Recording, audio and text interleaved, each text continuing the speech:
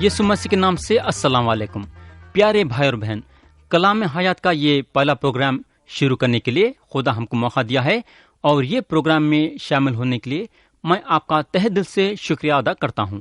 میں یقین کرتا ہوں کہ آپ لوگوں کا ریڈیو کے سامنے بیٹھنا اور خدا کا کلام سننا خدا کی مرضی سے ہے۔ خدا آپ لوگوں کو موقع دیا ہے اس کے کلام کو سننے کے لیے اور اس کے طرف سے برکت پانے کے لیے۔ یہ پروگرام کو ریڈیو پہ لانے کا مقصد یہ ہے کہ خدا آپ کو اس کے پاک روح کے ذریعے سے پیدائش کی کتاب سے مکشفہ کی کتاب تک آیت با آیت سکھانا چاہتا ہے، یہ بتاتے ہوئے کہ انہیں ایک ایک آیت میں کیا مطلب رکھا ہے۔ تو پیارے بھائی بہن، یسوع مسیح کے نام سے میری التجا آپ لوگوں سے یہ ہے کہ یہ پروگرام کو سننے کے لیے مت بھولو۔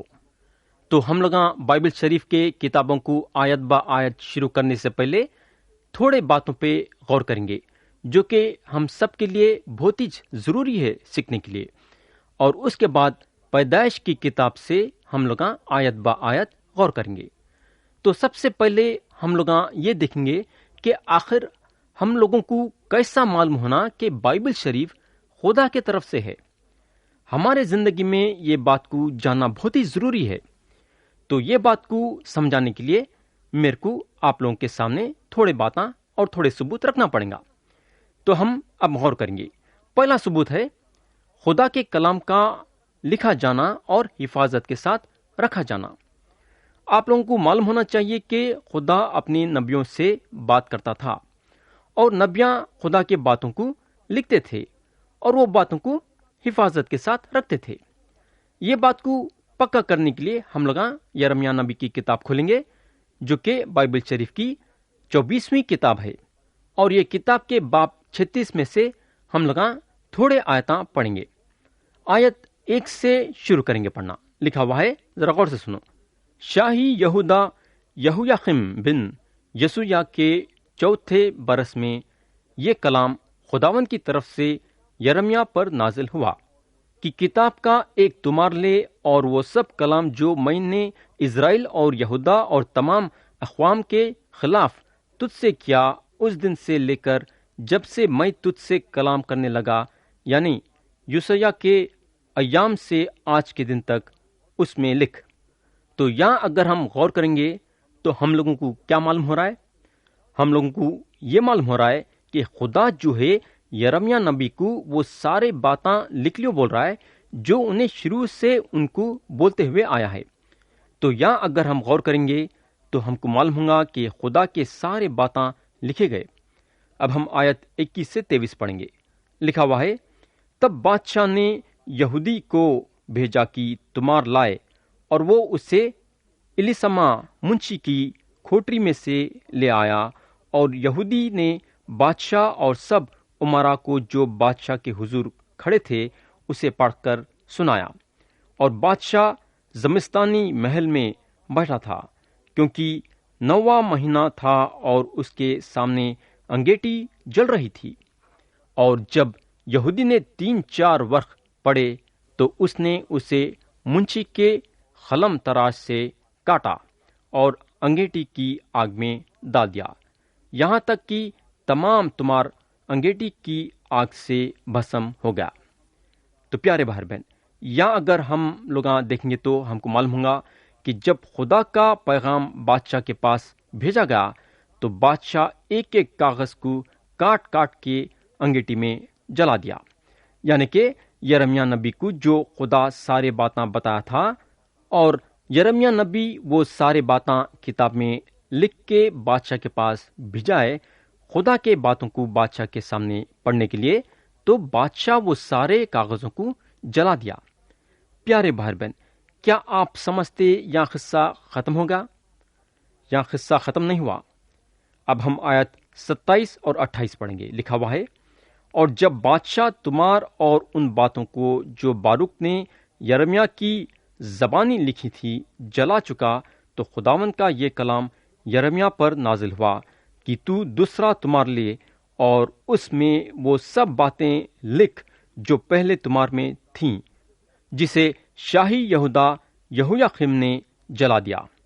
تو پیارے بھائی بہن، یہاں قصہ ختم نہیں ہوا۔ بادشاہ شاید یہ سوچا ہوگا کہ میں خدا کے سارے باتوں کو جو کاغذ میں لکھی گئی تھی جلا دیا، اب کیا ہو سکتا؟ جو باتاں جل گئے سو جل گئے، اب پھر واپس لکھے نہیں جا سکتے۔ مگر افسوس کی بات یہ ہے کہ بادشاہ یہ بھول گیا تھا کہ خدا پھر سے ایک بار یرمیہ نبی کے ذریعے سے کتاب میں لکھا سکتا ہے۔ سچا یہ ہے کہ خدا پھر سے وہ سارے باتاں بولا جو انہیں پہلے بولا تھا، اور یرمیہ نبی پھر سے وہ سارے باتوں کو لکھے۔ تو پیارے بھائی بہن، بولنے کا مطلب یہ ہے کہ خدا بولا اور نبیاں لکھے اور خدا کے کلام کو محفوظ رکھے۔ تو بولنے کا مطلب یہ ہے کہ ہوتے ہوتے ہوتے ایک وقت ایسا آیا کہ خدا لوگوں کو جمع کرا، اور وہ لوگ خدا کے سارے باتوں کو اکٹھا کرے، اور خدا کے پاک روح کے ہدایت سے وہ سارے باتوں کو جمع کرے۔ اور آج آپ دیکھ رہے ہیں کہ خدا جو باتاں شروع سے بولتے ہوئے آیا وہ آج ہم بائبل شریف میں پڑھ رہے ہیں۔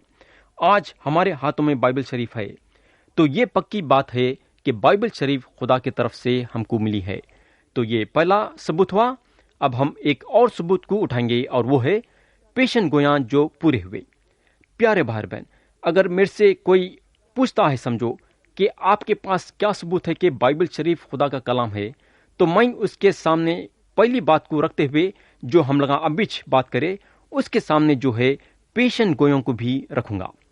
خدا جو اپنے نبیوں کے ذریعے سے بولا میں یہ کروں گا اور ایسا ایسا ہوں گا، تو خدا کے یہ باتاں پورے ہوئے۔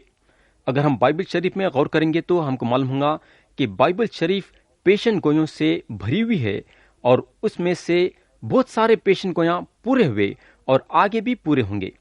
خدا جو بول دیا سو بول دیا، اور انہیں اپنے زبان سے کبھی پیچھے ہٹنے والا نہیں ہے۔ یہ بات کو سمجھانے کے لیے میں آپ لوگوں کے سامنے دو پیشن گویوں کو رکھوں گا، اور ہم لوگ وہ پیشن گویوں پہ غور کریں گے۔ ہم کھولیں گے سلاطین کی پہلی کتاب اور اس کے 22ویں باب کے تھوڑے آیتوں پہ غور کریں گے۔ ہم پہلے پڑھیں گے آیت 13 اور 14، لکھا ہوا ہے، ذرا غور سے سنو۔ اور اس حاسد نے جو میکایا کو بلانے گیا تھا، اس نے کہا دیکھ سب نبی ایک زبان ہو کر بادشاہ کو خوشخبری دے رہے ہیں، سو ذرا تیری بات بھی ان کی بات کی طرح ہو اور تو خوشخبری ہی دینا۔ میکایا نے کہا خداوند کی حیات کی قسم، جو کچھ خداوند مجھے فرمائے میں وہی کہوں گا۔ تو پیارے بھائی بہن، یا جو ہے میکایا نبی کو نبوت کرنا تھا، اور جو شخص ان کے پاس بھیجایا گیا انہیں جو ہے ان سے ترس رہا تھا کہ تم وہج بولو جو دوسرے نبیاں بول رہے ہیں، مگر یہاں انہوں وہ شخص کو صاف صاف بول دیے کہ خدا میرے کو جو بولیں گا میں وہج بولوں گا۔ اب ہم آیت 19 سے 23 پڑھیں گے، ذرا غور سے سنو۔ تب اس نے کہا اچھا تو خداوند کے سخن کو سن لے۔ میں نے دیکھا کہ خداوند اپنے تخت پر بیٹھا ہے، اور سارا آسمانی لشکر اس کے دہنے اور بائیں کھڑا ہے۔ اور خداوند نے فرمایا کون اخیاب کو بہکائے گا تاکہ وہ چڑھائی کرے اور رمد جلیاد میں کھید دے؟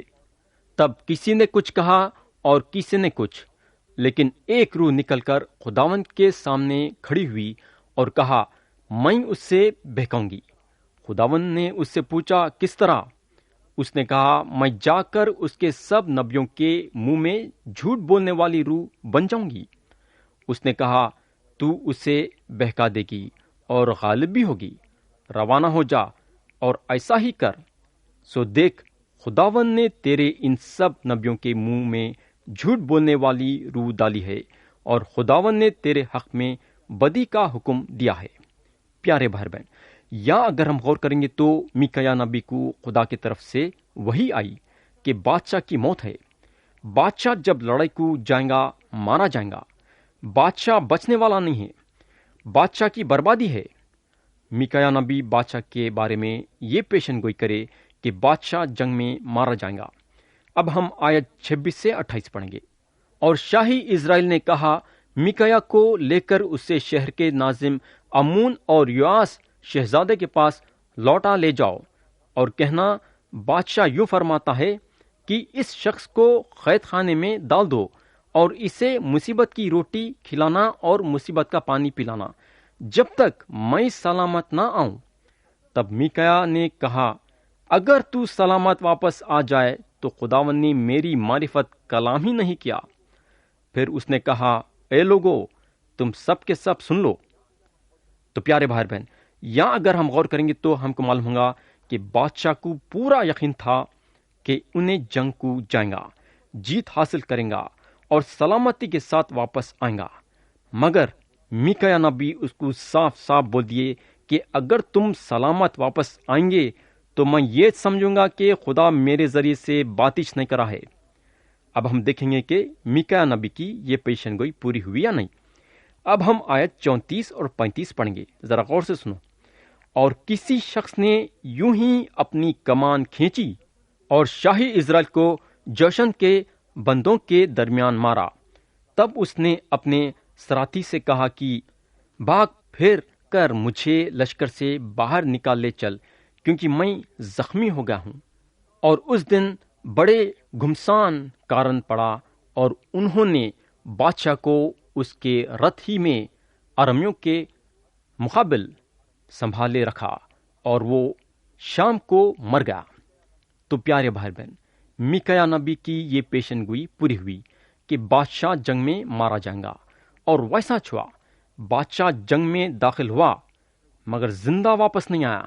کئی کو بولے تو خدا بول چکا تھا اور خدا کی یہ بات پوری ہوئی۔ یہ ہوگا۔ اب ہم ایک اور پیشن گوئی اٹھائیں گے۔ اب ہم یسایہ نبی کی کتاب کھولیں گے، باب 7 اور اس کی آیت 14 پڑھیں گے۔ لکھا ہوا ہے، ذرا غور سے سنو۔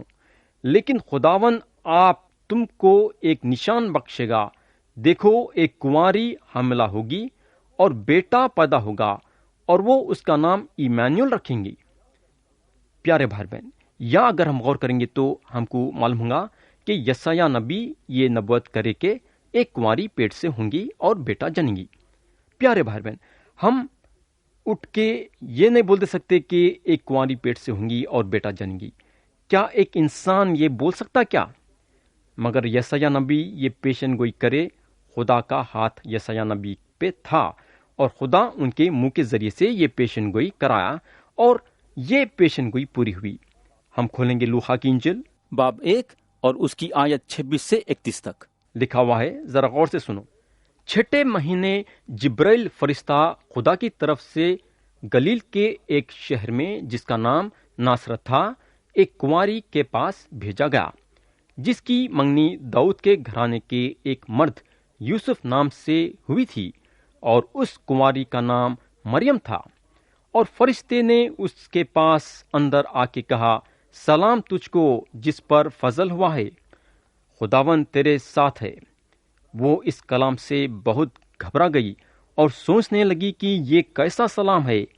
فرشتے نے اس سے کہا، اے مریم، خوف نہ کر، کیونکہ خدا کی طرف سے تجھ پر فضل ہوا ہے، اور دیکھ تو حاملہ ہوگی اور بیٹا جنے گی، اس کا نام یسوع رکھنا۔ تو پیارے بھائی بہن، جو پیشن گوئی 100 سال پہلے ہوئی، وہ پیشن گوئی کا وقت آ گیا پورا ہونے کا۔ خدا جو بول دیا وہ کر کے بتایا۔ لوقا کی انجیل باب 2 اور آیت 6 اور 7 میں لکھا ہوا ہے، جب وہ وہاں تھے تو ایسا ہوا کہ اس کے جننے کا وقت آ پہنچا، اور وہ پہلوتا بیٹا جنی اور اس کو کپڑے میں لپیٹ کر چرنی میں رکھا، کیونکہ ان کے واسطے سرائے میں جگہ نہ تھی۔ تو پیارے بھائی بہن، بائبل شریف کے سوائے کون سی کتاب ایسی سچی بات کری ہے؟ جو بائبل شریف میں پیشن گویاں ہوئے وہ سارے کے سارے پورے ہوئے، اور بھی بہت سارے پیشن گویاں ہیں جو بنا شک کے ہم یقین کرنا چاہیے کہ وہ سارے پیشن گویاں پورے ہوں گے۔ اگر ہم یقین کرنا نہیں چاہتے ہیں تو سراسر ہماری غلطی ہے۔ یہ پیشن گویاں کے ذریعے سے ہم کو صاف صاف معلوم ہوتا ہے کہ بائبل شریف خدا کی طرف سے ہے، بائبل شریف خدا کا کلام ہے۔ تو یہ دوسرا ثبوت ہوا۔ اب ہم ایک اور ثبوت اٹھائیں گے، اور یہ ہمارا آخری ثبوت ہوگا۔ ثبوت ہے زندگی میں بدلاؤ، یعنی کہ پہلے انسان کیا تھا اور پھر خدا کے کلام کو قبول کرنے کے بعد اس کی زندگی میں کیا تبدیلی آئی۔ ہم کو معلوم ہونا چاہیے کہ صرف خدا کا کلام ہماری زندگیوں کو بدل سکتا ہے۔ یہ بات پہ غور کرنے کے لیے ہم اعمال کے کتاب پہ ذرا غور کریں گے، اور دیکھیں گے باب 7 اور اس کی آیت 59 اور 60 پڑھیں گے۔ لکھا ہوا ہے، پس یہ اسٹیفنس کا سنگسار کرتے رہے اور وہ یہ کہہ کر دعا مانگتا رہا کہ اے خداوند یسوع، میری روح کو قبول کر۔ پھر وہ گھٹنے ٹیک کر بڑی آواز سے پکارا کہ اے خداوند، یہ گناہ ان کے ذمے نہ لگا۔ پیارے بھائی بہن، اب میں آپ سے ایک سوال کرتا ہوں۔ یہ آدمی جس کا نام اسٹیفنس تھا، جس کو لوگاں پتھروں سے مار کے ختم کر دے رہے تھے، کیا یہ آدمی پتھروں کی مار کھاتے کھاتے یہ بول سکتا تھا کیا اے خداوند، یہ گناہ ان کے ذمے نہ لگا؟ اب میرے کو یہ بات بتاؤ کہ کون سا آدمی مرتے وقت اپنے دشمنوں کو معاف کر سکتا؟ میں یقین کرتا ہوں کہ انسانی طور سے یہ ناممکن کی بات ہے۔ ایک انسان جبکہ پتھروں سے مار کھا رہا ہے، اس سے یہ امید رکھنا کہ انہیں اس حالت میں بھی اپنے دشمنوں کو معاف کرے، ایک معمولی انسان کر ہی نہیں سکتا۔ اس کو یہ کام کرنے کے لیے اس کی زندگی میں بدلاؤ کی ضرورت ہے، اور یہ بدلاؤ خدا کی طرف سے آ سکتا۔ تھوڑی دیر کے لیے اگر ہم اسٹیفنس کی زندگی میں غور کریں گے تو میں یقین کرتا ہوں کہ اسٹیفنس ایسے نہیں تھے ہوں گے۔ خدا کا کلام ان کے زندگی کے یعنی کہ ان کے پچھلے زندگی کے بارے میں نہیں بتا رہا ہے کہ انہوں یسوع مسیح پہ ایمان نہیں لانے کے پہلے کیسے تھے، مگر خدا کا کلام ضرور یہ بتاتا ہے کہ انہوں اپنی زندگی مسیحی زندگی گزارے۔ جیسا مسیح اپنے دشمنوں کو معاف کرے، ویسا اسٹیفنس بھی اپنے دشمنوں کو معاف کرے۔ جب اسٹیفنس خدا کا کلام پڑھتے تھے ہوں گے تو خدا کا کلام ان کے دل میں بات کرتا ہوں گا کہ ان کے زندگی میں کیا کیا کمزوریاں ہیں اور وہ کمزوریوں پہ قابو پانے کا کیا طریقہ ہے۔ انہوں جب خدا کے کلام کو پڑھتے تھے ہوں گے تو ان کو اپنے آپ میں محسوس ہوتا ہوں گا کہ انہوں کیسی زندگی گزاریں اور ان کو کیسی زندگی گزارنا چاہیے۔ اسٹیفنس اپنا ایک ایک قدم خدا کے کلام کے مطابق لیے اور لوگوں کے سامنے مرتے وقت ظاہر کر دیے کہ انہوں خدا کے کلام کے مطابق اپنی زندگی گزارے ہیں۔ خدا کا کلام بتاتا ہے کہ اپنے دشمنوں کو معاف کر دینا، اپنے دشمنوں کے لیے دعا کرنا اور برکت چاہنا۔ اسٹیفنس یہ کام کر کے بتائے۔ ان کو جب لوگ پتھرے مار رہے تھے تو انہوں اپنے دشمنوں کے لیے دعا کرے اور ان کو معاف کر کے خدا کے طرف سے ان کے لیے برکت چاہے۔ پیارے بھائی بہن، یہ بدلاؤ کا کام ہمارے زندگی میں صرف خدا کا کلام ہی کر سکتا ہے۔ کوئی انسان اپنے آپ کو نہیں بدل سکتا، نہ تو ایک انسان دوسرے انسان کو بدل سکتا۔ انسان میں نہ تو وہ طاقت اور قوت ہے، نہ اپنے میں وہ قابلیت ہے اپنے زندگی میں بدلاؤ لانے کے لیے۔ اگر انسان کے زندگی میں تبدیلی آ سکتی بولے تو، یا انسان کے زندگی میں بدلاؤ آ سکتا بولے تو صرف خدا کا کلام جو بائبل شریف ہے۔ یہ ہوگا۔ اب ہم اعمال کی کتاب باب 7 اور اس کی آیت 57 اور 58 پڑھیں گے۔ لکھا ہوا ہے، مگر انہوں نے بڑے زور سے چلا کر اپنے کان بند کر لیے اور ایک دل ہو کر اس پر جھپٹے اور شہر سے باہر نکل کر اس کو سنسار کرنے لگے، اور گواہوں نے اپنے کپڑے شاول نام ایک جوان کے پاؤں کے پاس رکھ دیے۔ اب ہم باب 8 کی پہلی آیت کا پہلا حصہ پڑھیں گے، ذرا غور سے سنو۔ لکھا ہوا ہے، شاول اس کے قتل پر راضی تھا۔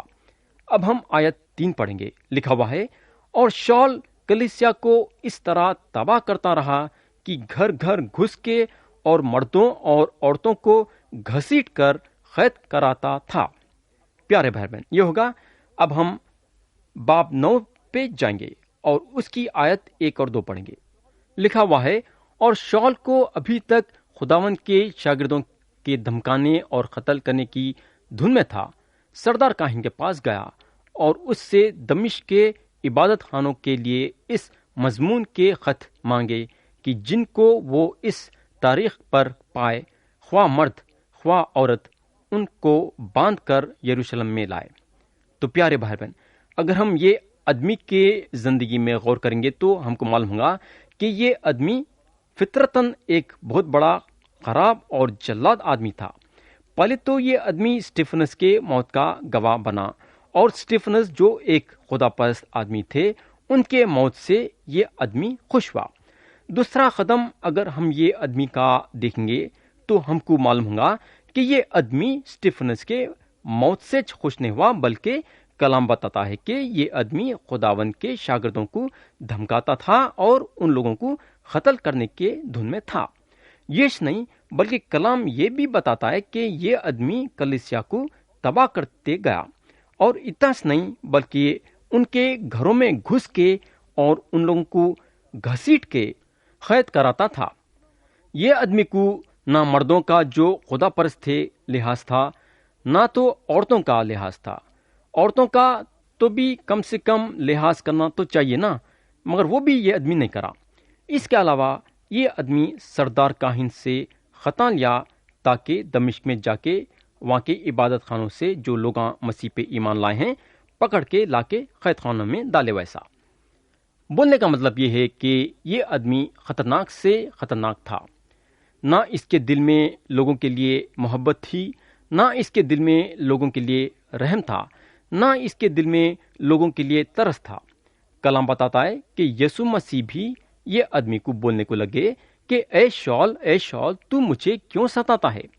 مسیح خود اپنے منہ سے یہ آدمی کے بارے میں یہ گواہی دیے کہ یہ ستانے والا آدمی ہے۔ تو پیارے بھائی بہن، ہم یہ آدمی کے زندگی پہ غور کریں۔ اب ہم یہ دیکھیں گے کہ خدا کا کلام جب یہ آدمی کے دل میں کام کرا تو لوگاں یہ آدمی کے بارے میں کیا گواہی دیے۔ میں آپ لوگوں کو یہ بتانا چاہوں گا کہ جب یہ آدمی دمشق کو جا رہا تھا تو رستے میں مسیح اس کو پکارے اور اپنے خدمت کے لیے چن لیے۔ یہ آدمی یسوع مسیح پہ ایمان لایا اور خدا کا کلام یہ آدمی کے زندگی میں کام کرنے کو لگا اور یہ آدمی کی زندگی میں بدلاؤ آیا۔ اب ہم دیکھیں گے کہ لوگاں یہ آدمی کے بارے میں کیا گواہی دیے ہیں۔ ہم کھولیں گے گلاطیوں کے نام پولس رسول کا خط باب 1 اور اس کی آیت 22 سے 24 پڑھیں گے۔ لکھا ہوا ہے، اور یہودیہ کی کلیسیائیں جو مسیح میں تھیں میری صورت سے جو واقف نہ تھیں، مگر صرف یہ سنا کرتی تھی کہ جو ہم کو پہلے ستاتا تھا وہ اب اسی دن کی خوشخبری دیتا ہے جسے پہلے تباہ کرتا تھا۔ تو پیارے بھائی بہن، جو آدمی ایک زمانے میں لوگوں کو تباہ کرتا تھا اور ستاتا تھا، وہ آدمی خدا کی خوشخبری سنانے کو لگا۔ وہ آدمی محبت کے بارے میں بات کرنے لگا۔ وہ آدمی رحم کے بارے میں بات کرنے لگا۔ وہ آدمی ترس کے بارے میں بات کرنے لگا۔ وہ آدمی کو جو لوگاں پسند نہیں کرتے تھے، وہ آدمی کے زندگی کو دیکھ کے خدا کی بڑائی کرنے کو لگے۔ تو بولنے کا مطلب یہ ہے کہ بائبل شریف پکا خدا کا کلام ہے۔ کئی بولے تو بائبل شریف کے ذریعے سے لوگوں کی زندگی بدل جاتی ہے اور لوگوں کے دل میں بدلاؤ آتا ہے۔ پیارے بھائی بہن، بائبل شریف خدا کے طرف سے نازل ہوئی اور بائبل شریف ہی خدا کا کلام ہے۔ میری التجا یسوع مسیح کے نام سے یہ ہے کہ اگر آپ بائبل شریف نہیں پڑھے ہیں تو آج سے خدا کے یہ کلام کو پڑھنا شروع کرو۔ بائبل شریف کو پڑھنے سے آپ کی زندگی میں خدا کام کریں گا اور آپ کی زندگی کو بدل دیں گا۔ آپ خود محسوس کریں گے کہ آپ کتنے بدل گئے ہیں۔ خدا آج کے باتوں کے ذریعے سے ہم سب کو برکت دے۔ یسوع مسیح کے نام سے آمین۔